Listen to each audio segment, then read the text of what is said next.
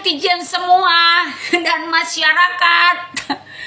Nah, kita harus tetap mendukung dan mengawal lawyer-lawyer ini. Lawyer daripada Jessica. Karena kemarin katanya LP-nya ditolak di Bareskrim.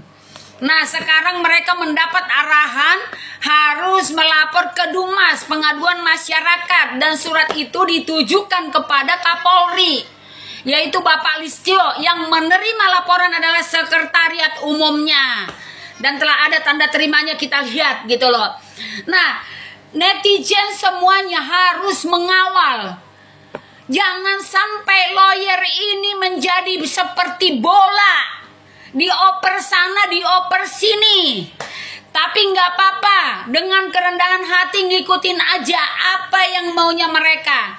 Suruh laporan ke Dumas, nggak masalah.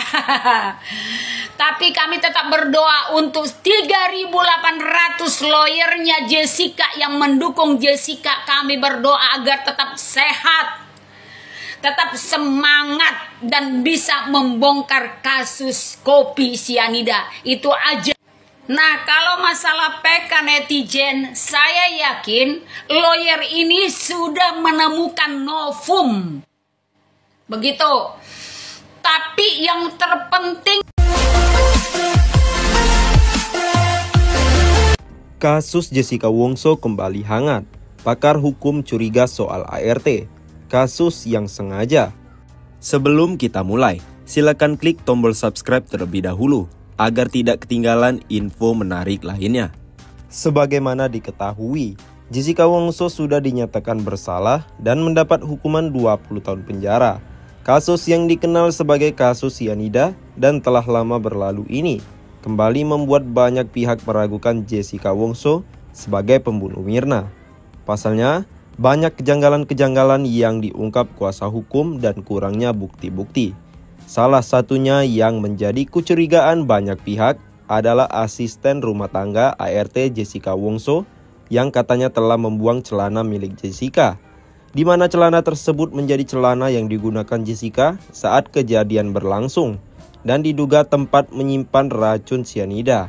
Sayangnya sosok ART yang diduga membuang celana tersebut tidak dihadirkan di persidangan. Akhirnya membuat kecurigaan banyak pihak tentang adanya kejanggalan di kasus ini. Seperti diungkap oleh salah satu pakar hukum pidana, Jamin Ginting, yang mengatakan dirinya justru curiga ada oknum penegak hukum yang bermain-main di kasus ini.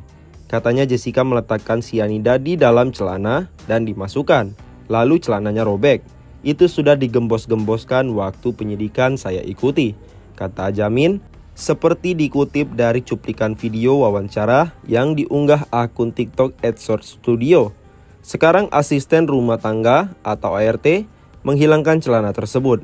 Pertanyaannya, kalau kita mau membuktikan adanya dia membawa di dalam celana dan celana itu dibuang oleh asisten, tinggal asistennya aja dibawa untuk memberikan kesaksian di persidangan, jelas Jamin.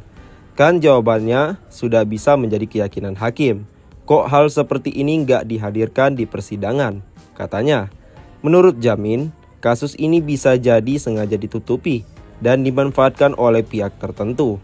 Jelas, ini adalah kasus yang sengaja ditutupi dan dimanfaatkan oleh oknum-oknum penegak hukum tertentu untuk jabatan dan popularitas.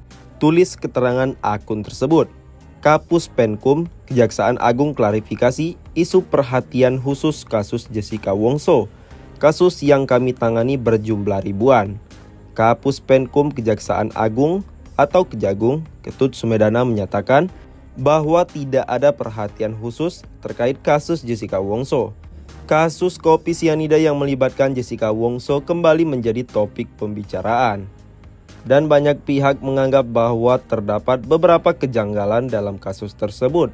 Meskipun Otto Hasibuan, pengacara Jessica Wongso, terus meyakini bahwa kliennya tidak bersalah dalam kematian Mirna Salihin pada tahun 2016.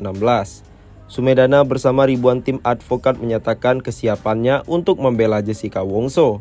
Otto Hasibuan juga segera mengajukan peninjauan kembali atau PK terkait kasus tersebut. Kapus Penkum Kejagung Ketut Sumedana menyatakan bahwa pihaknya menghormati setiap upaya yang dilakukan oleh Jessica Wongso. Namun ia menegaskan bahwa tidak ada perhatian khusus terkait kasus tersebut. Dikutip dari YouTube ABC Media Channel pada 29 November 2023, Sumedana menambahkan bahwa Kejagung hanya melakukan tugasnya secara rutin dan tidak memberikan perhatian khusus pada satu kasus. Kasus kami itu ribuan, robot trading yang korbannya sampai 60 ribuan, yang sampai triliunan, korupsi yang sampai ke triliunan. Nggak ada atensi kita, kata Ketut. Kemarin Al Zaitun juga banyak yang ramai, nggak ada atensi. Ini hal yang biasa, yang kita lakukan. Lanjutnya, terungkap bahwa Jessica Wongso dihukum bersalah atas tuduhan melakukan pembunuhan berencana terhadap Mirna Salihin. Perjalanan sidang Jessica Wongso disebut tanpa bukti. Lawyer singgung materi hukum jadi berubah berantakan. Tim Aliansi Advokat Pembela Jessica Wongso telah resmi melaporkan kedua pihak yang diduga melakukan kejahatan pada kasus kopi sianida. Pihak tersebut pertama adalah seorang hakim berinisial BG yang menangani kasus Jessica Wongso ke Komisi Yudisial dan Bawas Mahkamah Agung atas dugaan pelanggaran kode etik. Kedua, ialah ayah mendiang Mirna Salihin yang diduga telah menyembunyikan dan menghilangkan barang bukti CCTV pada kasus Jessica Wongso. Menurut advokat, barang bukti adalah milik kepolisian dan tak sepatutnya ayah mendiang Mirna Salihin menunjukkannya di hadapan publik dalam sebuah podcast di YouTube. CCTV yang ditunjukkan pada podcast tersebut juga tak diputar dalam persidangan pada tahun 2016 lalu. Hal ini membuat tim Aliansi Advokat Pembela Jessica Wongso melaporkannya ke Barreskrim Polri. Selain itu, Otto Hasibuan selaku lawyer atau kuasa hukum Jessica Wongso menjelaskan bahwa dalam perjalanan sidang selama 32 kali tidak ada bukti. Masa Jessica dihukum berdasarkan teori hukum? Kan semua jika bicara pidana, itu orang dihukum berdasarkan bukti, bukan teori hukum. Teori hukum yang mereka gunakan adalah indirect evidence, bukan bukti langsung, kata Otto Hasibuan.